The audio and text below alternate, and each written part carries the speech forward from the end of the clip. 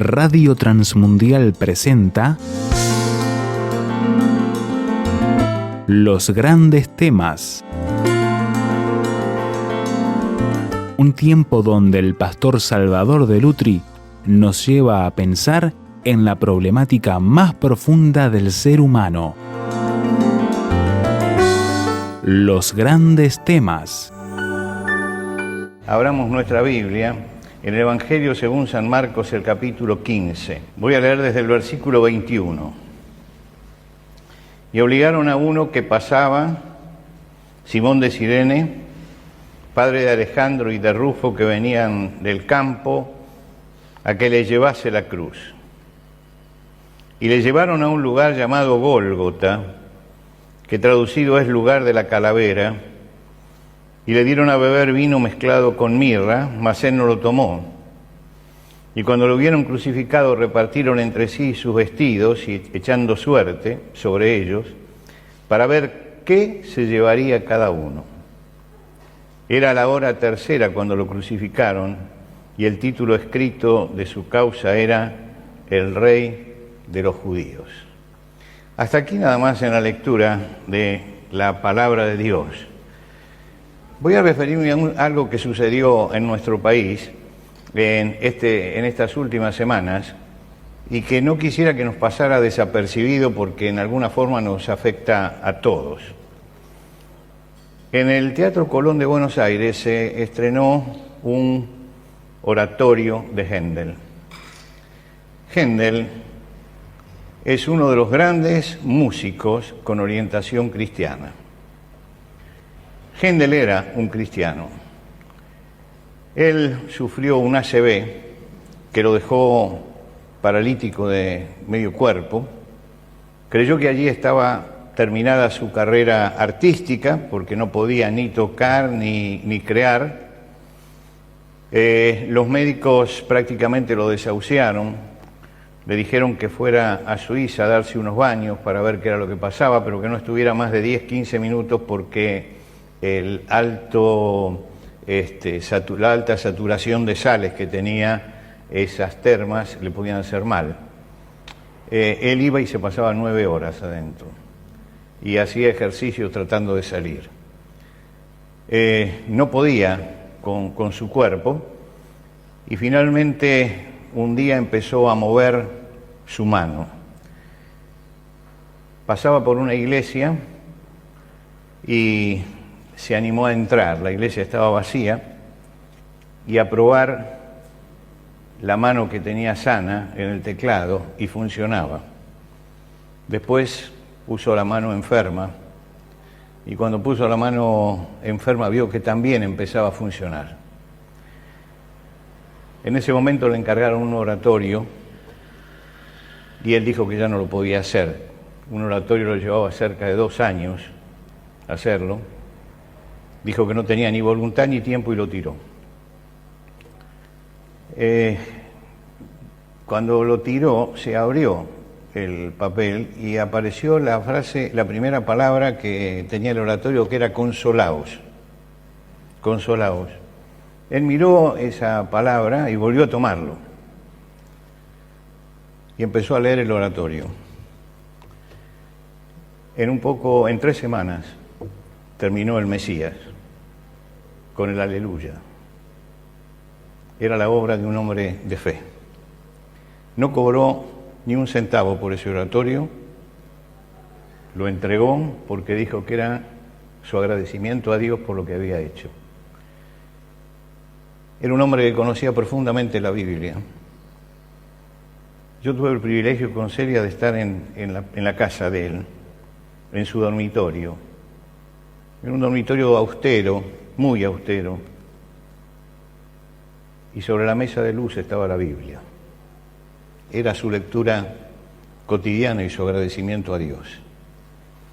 7 años después de escribir ese oratorio, escribió otro, que se llamaba Teodora. Fue una historia que lo impresionó, que la cuenta Eusebio, el primer historiador cristiano, en su Historia de los mártires de Israel.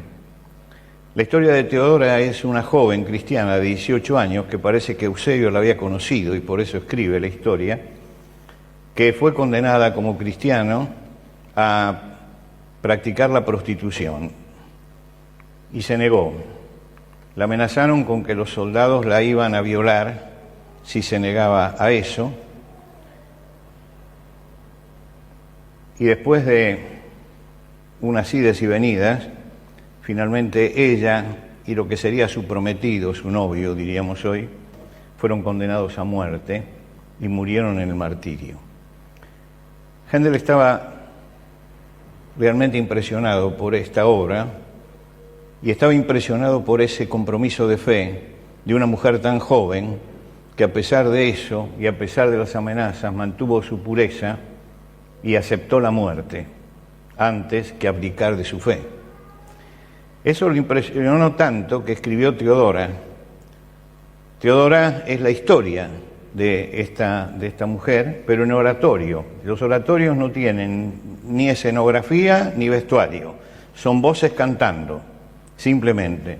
Y toda la historia la van contando mientras que cantan los diferentes personajes. Entonces, lo central en el oratorio es lo que los personajes dicen y cómo la música los acompaña en esto, y él puso justamente toda su fe en que en el ejemplo de Teodora iba a cundir la fidelidad al Señor en los que lo escucharan. Bueno, este oratorio lo puso el Teatro Colón de Buenos Aires hace poco tiempo.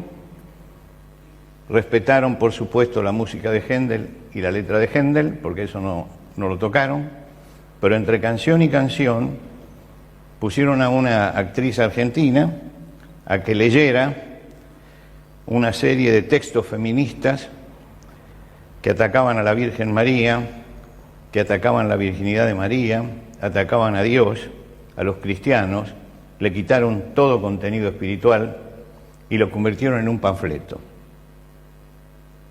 Se levantó todo esto porque todo esto forma parte de algo que está sucediendo en nuestro país, que es una teofobia, el odio a Dios, una cristianofobia, el odio a todo lo que significa cristianismo y a todo lo que significa Jesucristo. Esta es una de las manifestaciones. Si querían hacer un panfleto feminista, lo hubieran hecho, pero sin tocar la obra de Händel. Si van a tocar la obra de Händel, entonces que los feministas escriban un oratorio con sus temas, con la calidad que tenía Händel, pero no que tomen un elemento cristiano para profanarlo como lo profanaron. Como son mediocres, como no tienen capacidad, entonces toman justamente las joyas del cristianismo para profanarlas en esta forma. Y yo creo que esto no nos tiene que pasar desapercibido, que forma parte del ataque que hay a todos los principios cristianos, que lo estamos viviendo. Nos jactamos de tener un matrimonio igualitario antes que cualquier otro país, como si esto fuera una honra, y esto es la destrucción de la familia. No se hacen leyes para defender la familia y para proteger la familia, pero sí para destruirla. Tenemos un aborto pagado y protegido por el Estado, Y cuando los médicos cristianos quisieron hacer objeción de conciencia, no le querían dar la objeción de conciencia. Es decir, que dejen de ser médicos, pero lo tienen que hacer obligatoriamente. La sexualidad ya no es lo que viene marcado, es de acuerdo a lo que la gente elija. Y entonces aparece una generación X que no se sabe qué es. Gracias a Dios todavía hay países sensatos y los que pusieron en el pasaporte la X no pueden entrar, porque dice acá entran los hombres y las mujeres, la X no entra. No sabemos qué es. Pero esto era una forma en la Argentina de ser progresista. Ahora se abre un debate sobre la eutanasia. Es la próxima embestida.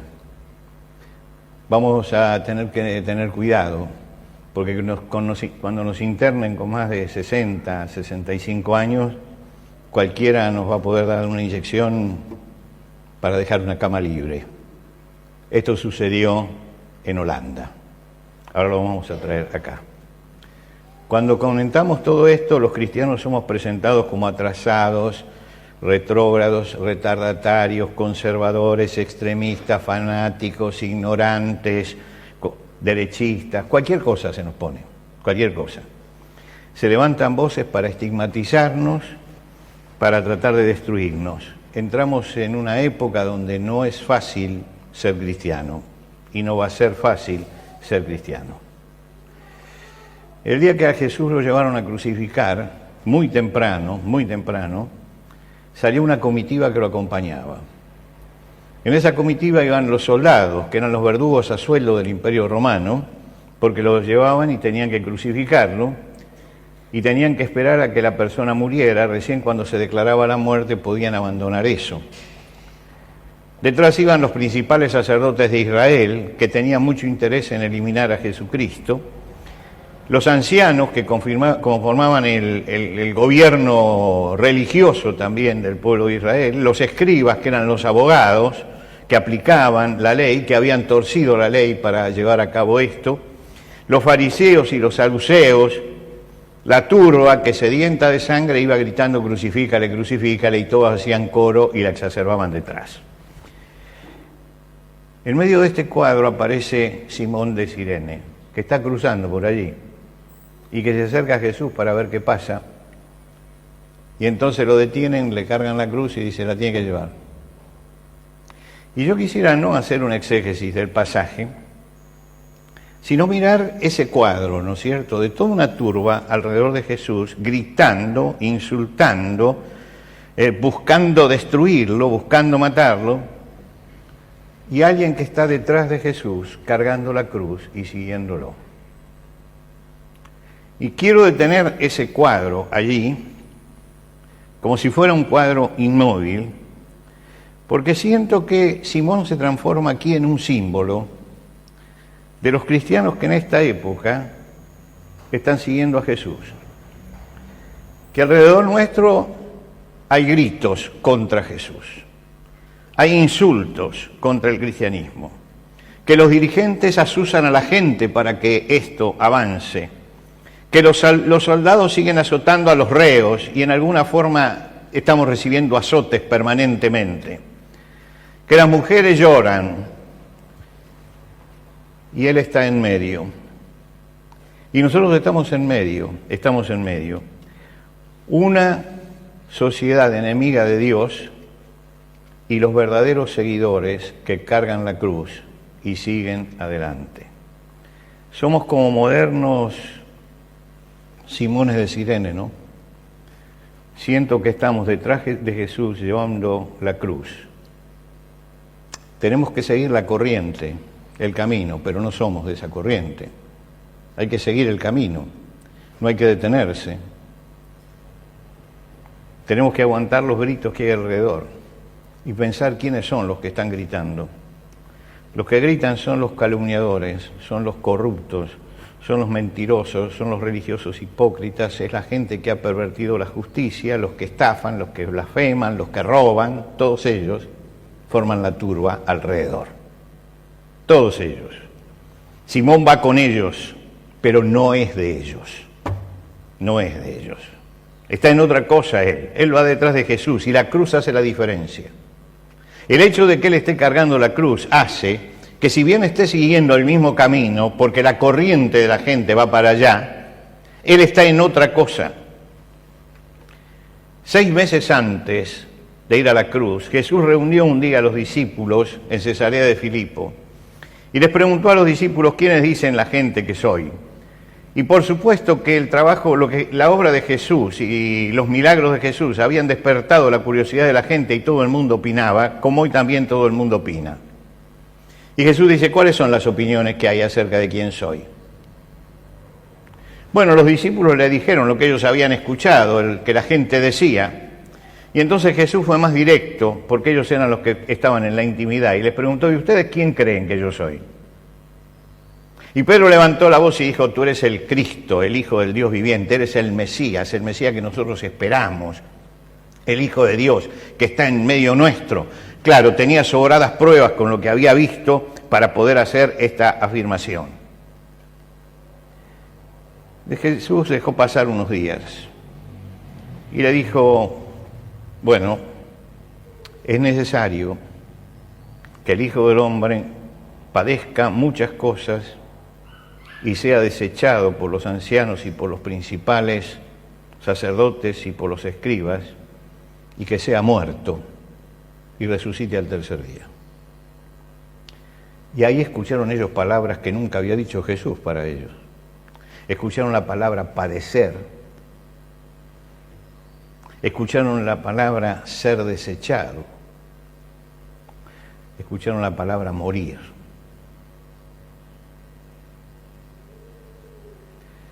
Y la reacción de Pedro fue inmediata. Lo llama aparte y le dice, Señor, nunca te acontezca esto, ten compasión de ti mismo, ten compasión de ti mismo. En el fondo está diciendo, y ten compasión de nosotros, que te estamos siguiendo, que vamos a recibir el golpe como lo recibieron los otros. Quiere decir que, ¿por qué no cambiamos el libreto? Hasta ese momento había enfrentamientos, pero los enfrentamientos eran verbales, eran como chisporroteos. Jesús se cruzaba con los fariseos y ellos los usaban y Jesús contestaba, o con los saduceos y pasaba lo mismo.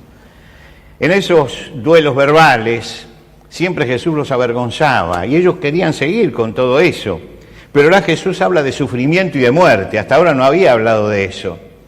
Y ahí viene el problema. El problema era que Pedro le estaba diciendo realmente, Señor, no podemos convertir la fiesta en tragedia. Hasta ahora todo había sido una fiesta. Y Jesús hace ese día una convocatoria. Si alguno quiere venir en pos de mí, niéguese a sí mismo, tome su cruz y sígame. Es decir, así como me siguieron en el otro momento, ahora síganme también. Ahora síganme también. Les invita a tener un contenido espiritual en esto que está diciendo. Tomen su cruz y síganme. Yo voy a ir a la cruz, pero ustedes tomen la suya y síganme. No le habla solamente a los que lo tenían que acompañar a Jerusalén. El contenido de esta frase nos alcanza también a nosotros en este momento. El Señor nos está comprometiendo porque Él está en el lugar del sufrimiento y nosotros tenemos que asumir que la cruz es un compromiso que hemos tomado con el Señor. Compromiso de Jesús en aquel momento y compromiso nuestro en el momento actual. Los discípulos no querían hacer el camino de la cruz. Lo demostraron durante los 6 meses que si podían desviar a Jesús del camino, lo desviaban. Cuando Jesús se detiene 4 días en Betania, se pone contento porque se quedó acá. No va a ir donde... Pero Jesús finalmente dice que endureció su rostro, puso el rostro como una piedra y fue hacia Jerusalén. Y ellos sabían que Jerusalén era tener que enfrentarse con Pilato, con Anás, con Caifás, con todos los demás. Y ellos querían un discipulado cómodo. Discipulado cómodo. Ser discípulo de Jesús, donde todo fuera ventaja, no hubiera riesgos, y donde hubiera muchas bendiciones, pocos problemas, grandes soluciones. Y este es un evangelio que se escucha por muchos lados, ¿no? Venga Jesucristo, grandes bendiciones, no va a tener más problemas, grandes soluciones, pare de sufrir, todas esas cosas. Y esto tiene un impacto en la gente, ¿ves? Esto es lo que yo quiero. Pues Jesús dice, tome su cruz y sígame. ¿Qué es ser discípulo de Jesús? Bueno, ser discípulo de Jesús es ser un poco diferente a los demás. Tratar de portarse bien, no hacer nada malo, hacer todo el bien que puedo. El domingo voy a la iglesia, leo la Biblia, canto, ayudo al prójimo, Y cuando termino de hacer eso digo, soy un buen discípulo del Señor. Pero llegan tiempos difíciles. Hay ataques dolorosos. Hay segregación de cristianos. Hay cristianos que la están pasando mal, también en nuestro país. Cuando el apóstol Pablo habla acerca del tiempo del fin, le habla a Timoteo en su segunda carta, es una carta de despedida, es un testamento que el apóstol Pablo dice, le aclara, vendrán tiempos peligrosos, vendrán tiempos peligrosos. ¿Por qué? Porque habrá hombres, y da una lista de pecados, amadores de sí mismos, avaros, vanagloriosos, soberbios, blasfemos, desobedientes a los padres, ingratos, impíos, sin afecto natural. Usted lo lee y dice lo que nos está pasando ahora, es lo que nos está pasando. Y él saca una conclusión para todos nosotros. Dice, todo el que quiera vivir piadosamente en Cristo Jesús padecerá persecución. Todo el que quiera vivir piadosamente. El Señor dice, el que no lleva su cruz y viene en pos de mí, no puede ser mi discípulo. Esto ya es mucho más fuerte. Dice, el que ahora no toma la cruz y viene en pos de mí, no puede ser mi discípulo. Hay países donde están sufriendo esto. Claro, y usted piensa Afganistán, ¿no? Usted piensa Irak, Irán, no, Estados Unidos, se sufre esto. Porque los papás mandan a sus chicos al colegio. Y todos los papás tienen que mandar a sus chicos al colegio. En el colegio les enseñan las operaciones fundamentales, la historia, lo que tienen que enseñar, pero además le bajan línea moral. Además, empiezan a trabajar sobre la espiritualidad del chico. Y los padres se niegan a eso.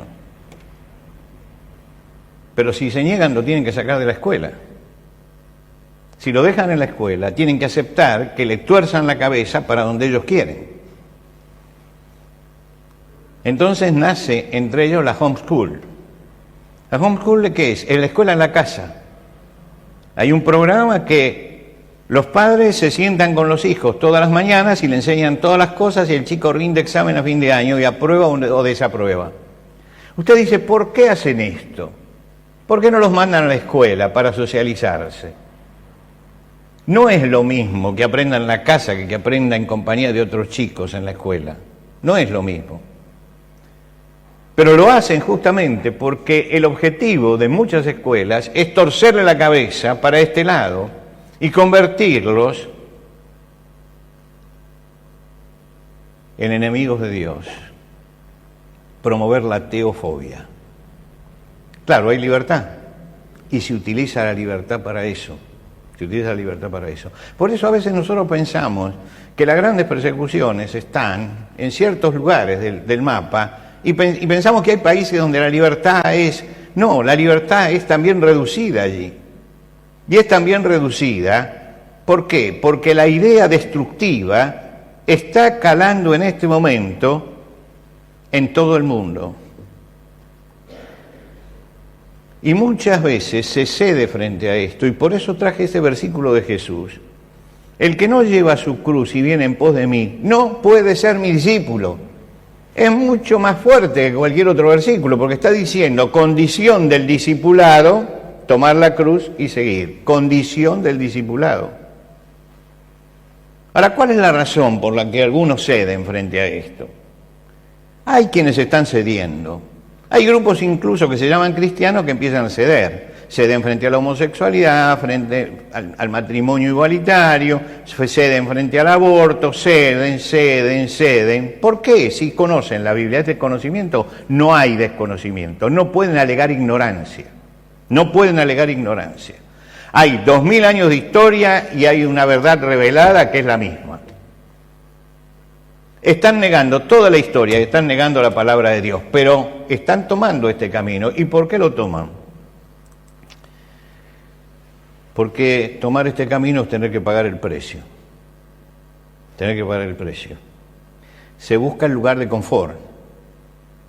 Y como no tengo lugar de confort, entonces, y quiero quedarme en ese lugar, no confronto. Me amoldo a lo que en ese momento está pasando. Los creyentes de Galacia hacían eso. Los creyentes de Galacia. En la carta a los Gálatas lo explica el apóstol Pablo. Ellos querían instalar la circuncisión dentro de la iglesia. Usted sabe que la circuncisión significa llevar la marca de ser judío. Y ellos querían que todos se circuncidaran en la iglesia. Pablo les escribe la carta a los Gálatas, una carta donde les dice: tan necios sois, bien fuerte, les dice cosas muy violentas, se las dice con todas las letras. Él está dictando la carta, porque Pablo la dictaba, la persona, y hay un momento en que él dice: miren ustedes con qué letras grandes les escribo, de mi propia mano. Quiero decir que le sacó la pluma al amanuense y le dijo: ahora voy a escribir yo. Y escribe con letras grandes. Algunos dicen porque tenía problemas en la vista, sí, pero además porque quiere subrayar ciertas cosas. Y pone con letras grandes esto, y se lo leo en la versión popular porque así la entendemos bien.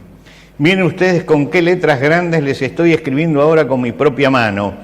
Esos que quieren obligarlos a circuncidarse, lo hacen solamente para quedar bien con la gente y no ser perseguidos por causa de la cruz de Cristo. Les está diciendo: miren, se circuncidan porque los judíos dentro del Imperio Romano tienen ventajas y son tolerados, mientras que los cristianos son perseguidos. Entonces ustedes son pícaros y lo que quieren hacer es se circuncidan y dicen: nosotros somos judíos, pero somos una secta, el cristianismo dentro del judaísmo, y tienen todos los privilegios. Dice, esa es la verdad del asunto. Es decir, él lo desenmascara. No es un asunto de convicción, es un asunto de acomodarse, nada más. Y Pablo se lo dice y lo escribe él de su propia mano, y con letras grandes, como para decirles: miren, yo les puedo explicar toda la teología, pero me di cuenta cuál es la razón por la que ustedes quieren hacer esto. Ustedes lo quieren hacer por esto, porque la quieren pasar bien, porque no quieren pagar el precio de la cruz de Cristo, porque no quieren tomar la cruz, por eso lo están haciendo. Y en esa misma carta el apóstol Pablo dice: pero lejos esté de mí gloriarme, sino en la cruz de nuestro Señor Jesucristo, por quien el mundo me he crucificado a mí y yo al mundo. Hay 3 cruces acá. La cruz de Jesucristo, donde Él muere por nuestros pecados. Es allí donde fuimos salvos. La cruz en que yo me crucifico a mí mismo. ¿Y qué quiere decir? Que yo muero para todo lo que está pasando, por la corrupción, para la hipocresía, para la injusticia, para todo lo que pasa. Yo estoy muriendo a eso. La erradico de mi vida, muero para eso. Pero me enfrento al mundo y el mundo también para mí está crucificado. Es decir, el mundo, todas las propuestas que hace no encuentran en mí ninguna reacción porque para mí está muerto. Está la cruz de Cristo que da vida, yo que me crucifico para seguir adelante, y esto que para mí murió. Y como para mí murió, yo tomo mi cruz y voy hacia adelante. Esto es no aceptar las prácticas de afuera, no aceptar que me vendan cualquier doctrina, no aceptar la mentira, no aceptar la calumnia, no aceptar el latrocinio, no aceptar el acomodo, no aceptar la coima, no aceptar todo eso. Y eso trae consecuencias. Consecuencias para nuestra vida. Pero los que critican al cristianismo no se dan cuenta de las consecuencias que está trayendo sacar a Dios del medio en una sociedad. Siguen adelante y no se dan cuenta. No se dan cuenta que están aumentando las familias destruidas. No se dan cuenta que la violencia intrafamiliar creció. En los primeros 15 días del mes de octubre, primeros 15 días del mes de octubre, aquí en Argentina hubo 17 femicidios, más de uno por día. Antes teníamos uno cada 7 días y nos agarrábamos la cabeza. Ahora tenemos más de uno por día. Y siguen creciendo. Reaccionen frente a esto, nadie va a reaccionar. Hay una obcecación de enfrentarse contra Dios. ¿Y nosotros qué hacemos? El apóstol Pablo le escribe a Timoteo en su segunda carta, en su testamento, y les dice: pero tú persiste en lo que has aprendido y te persuadiste. La iglesia persiste, los cristianos persisten. Ha llegado el momento de persistir, de permanecer firmes a todo esto. Hay una canción popular, con esto termino porque se fue el tiempo. Hay una canción popular que yo la escucho y me parece estar escuchando un himno. La escucho y la suscribo. Estaba en el Uruguay con un grupo de jovencitos y yo les dije, les voy a recitar una canción popular que ustedes conocen. Digo, pero para mí me suena a himno. Se quedaron todos mirando. Y mucho más cuando le dije cuál era la canción. Pero yo cada vez que la escucho digo, esto es lo que nos está pasando y lo que yo quiero. Dice: cuando pierda todas las partidas, cuando duerma con la soledad, cuando se me cierren las salidas y la noche no me deje paz, cuando tenga miedo del silencio, cuando cueste mantenerse en pie, cuando se revelen los recuerdos y me pongan contra la pared, resistiré para seguir viviendo. Me volveré de hierro para endurecer la piel. Y aunque los vientos de la vida soplen fuerte, como el junco que se dobla, pero siempre sigue en pie. Resistiré para seguir viviendo, soportaré, pero jamás me rendiré. Y aunque los sueños se me rompan en pedazos, resistiré, resistiré. Y esta creo que es una gran palabra, y permítanme, no es un himno, pero creo que merecía hacerlo, ¿no? Porque es un poco, está diciendo, lo que cada uno tiene que cantar en este momento. Que pase lo que pase, yo voy a resistir. ¿Por qué? Porque tomé una cruz y tengo que llegar al final llevando esa cruz. Y si en los momentos de gozo me gocé por haberme encontrado con el Cristo de la cruz, en los momentos difíciles sigo llevando esa cruz porque es la fidelidad al Señor, al que invoco como dueño y salvador de mi vida.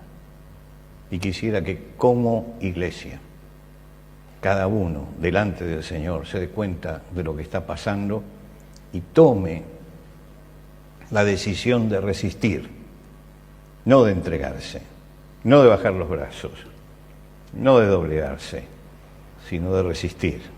Que cada uno pueda decir: resistiré, resistiré, hasta el fin resistiré.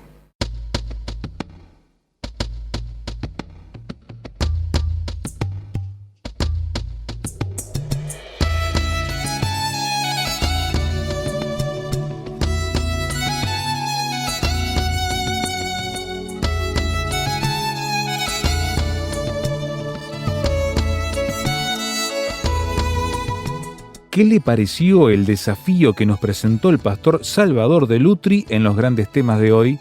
¿Qué preguntas, aportes y discusión le gustaría compartir con nosotros?